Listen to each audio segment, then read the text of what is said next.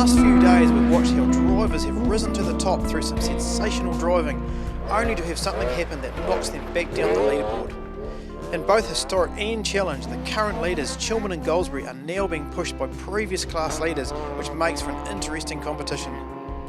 But there is another approach, perhaps less fast and flamboyant, and more conservative and consistent.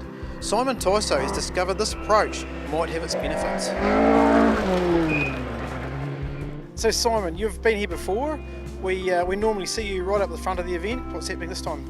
Well, the reason for that is the first time back in the car for 2 years. Well, the last time I was back in the car was 2 years ago on this event.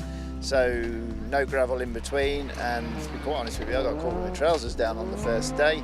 Was really surprised looking at the times, and I thought we've just let it go. And too far to sort of try and even attempt to keep up with some of the English crews, some fast boys there.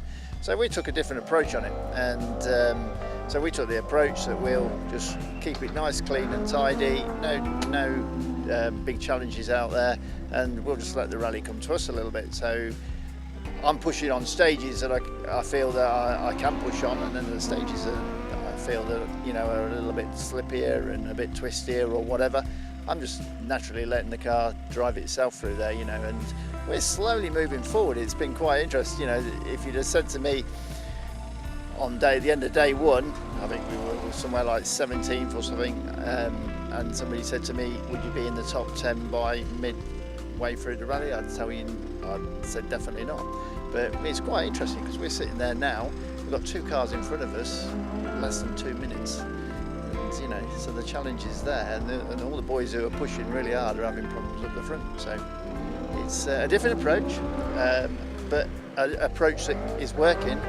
The car's not got a mark on it, and I've had 2 damaged cars in my rallying, 10 years of rallying, 4 damaged cars, 2 in the UK and 2 in New Zealand. And I've done a lot more rallying in the UK, so I think this approach is working. It's working for me.